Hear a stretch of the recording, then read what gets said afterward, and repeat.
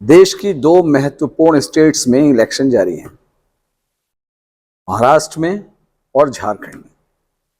महाराष्ट्र जहां जोड़ तोड़ करके बीजेपी ने अपनी सरकार बनाई हुई है और किसी न किसी तरह से थोड़ा बहुत सत्ता पर काबिज है, और झारखंड जहां पे बीजेपी सत्ता में नहीं है लेकिन वो कोशिश में है कि वो सत्ता में आ जाए।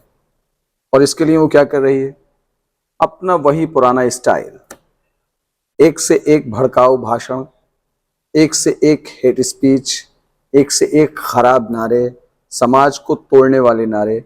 और इन नेताओं की लिस्ट में, इस तरह के जो भाषण दे रहे हैं, ऐसे नेताओं की लिस्ट में सबसे ऊपर नाम है हमारे भावी प्रधानमंत्री जी का।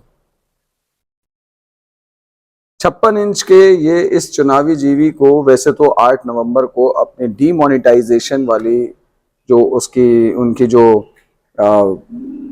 एक पॉलिसी थी, उसके बारे में बात करना चाहिए थी कि आखिर 2016 में जो इन्होंने 8 नवंबर को आके नोटबंदी की थी, उससे कितने लोगों को फायदा हुआ, देश को क्या फायदा हुआ। याद रखें, नोटबंदी में 157 लोगों ने अपनी जान दी थी। ओके। और आज तक बीजेपी के किसी भी नेता ने या मोदी जी ने इस बात पर खेद नहीं जताया है। इसका एक सीधा सा मतलब यह है कि आपकी जिंदगी उनके लिए कुछ भी नहीं है। आप लोग सिर्फ उनके लिए वोट जमा करने का एक जरिया है, और इस राह में अगर आपकी जान जाती है तो जाए, उन्हें उससे कोई फर्क नहीं पड़ता है। जो कामयाबी थी उसको गिनाकर वोट लेना चाहिए था, लेकिन बीजेपी के पास ऐसा कोई भी मुद्दा नहीं है, ऐसी कोई भी कामयाबी नहीं है जिसके बारे में वो बात करके लोगों से वोट बटोर सके। और इसी वजह से उसको हेट स्पीच देना पड़ती है। एक वर्ग को दूसरे वर्ग के सामने दुश्मन बना के खड़ा करना पड़ता है। मुझे पहले लगता था कि ये जो है ये मुसलमानों के दुश्मन है, पर मुझे अब ऐसा थोड़ा कम लगने लगा है। हैं, दुश्मन भी हैं मुसलमानों के। उसकी पूरी एक वजह है हिस्ट्री में, जब आप कभी उस पर मैं एक वीडियो बनाऊंगा तो आपको पता चलेगा कि आखिर वजह क्या रही है कि सनातनी जो हैं वो सारे नहीं, लेकिन एक ऐसा धड़ा है सनातनी हिंदुओं में जो मुसलमानों को अपना कट्टर दुश्मन मानता है। लेकिन फिलहाल ये सब कुछ जो हो रहा है, ये मुसलमानों की दुश्मनी से ज्यादा दलितों का शिकार करने के लिए हो रहा है।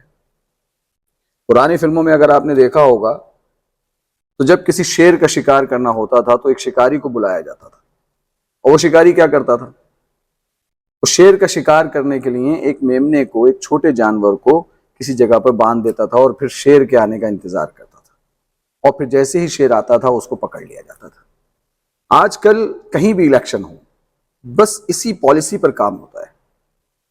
वो दलित जो किसी न किसी तरह से अपने आप को हिंदुओं से अलग रखे हुए हैं, या वो ये समझते हैं कि हम दलित हैं और हमारा जो है, हमें हिंदू जो है वो हमारे साथ ज्यादती करता है या हमारे साथ अत्याचार किया है हिंदुओं ने कभी इतिहास में, ठीक है, या वो एक आम इंसान की तरह जिंदगी गुजार रहा है और उसको लगता है कि बाबा साहब जो कानून बना के गए हैं उसके बदौलत हम जो हैं हिंदुस्तान में एक अच्छी जिंदगी गुजार रहे हैं, हमें किसी भी तरह की कोई परेशानी नहीं है।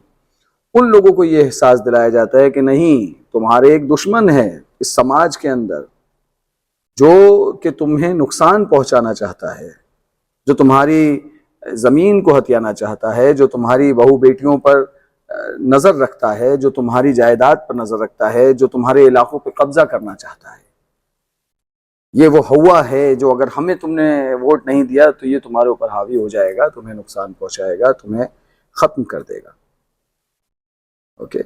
और तुम दलित नहीं हो, तुम सनातनी हो, इसलिए तुम हमारे पास आ जाओ ताकि हम दोनों मिलकर उस दुश्मन का सामना कर सके।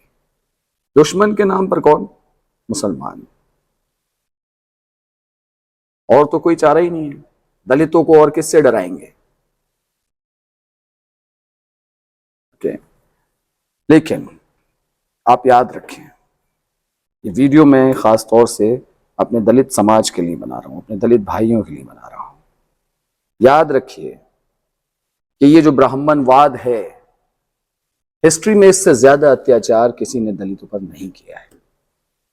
ये आज आपको सनातन के नाम पर एक कर रहे हैं, लेकिन एक दिन ऐसा आएगा, अगर ये देश हिंदू राष्ट्र बन जाता है, जिसके कोई चांसेस नहीं है, अगर ये देश हिंदू राष्ट्र बन जाता है और इन जैसे नेता सत्ता में आ जाते हैं और ब्राह्मणवाद फिर से सत्ता पर काबिज हो जाता है, तो आप याद रखें कि वो दौर वापस लौट के आ जाएगा कि जब किसी बच्चे के मंत्र उच्चारण के बाद उसकी जबान को खींच लेना आम हो जाएगा।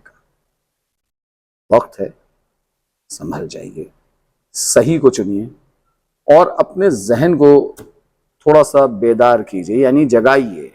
आप देखिए कि आपके आसपास क्या हो रहा है। जिन मुसलमानों से आपको खतरा बताया जा रहा है, असल में आप उनके साथ पिछले 70 सालों से रह रहे हैं। तो जब भी कोई हेट स्पीच सुना करें, अपने आसपास नजर दौड़ाया करें, देखा करें कि जो आपके सर्किल में जो मुसलमान दोस्त हैं, आखिर उनका रवैया आपके साथ कैसा है। आप पाएंगे कि आप एक बेहतरीन देश में रह रहे हैं। ओके, अगर इन लोगों की हेट स्पीच को हटा दिया जाए तो हमारा देश आज भी सोने की चिड़िया है।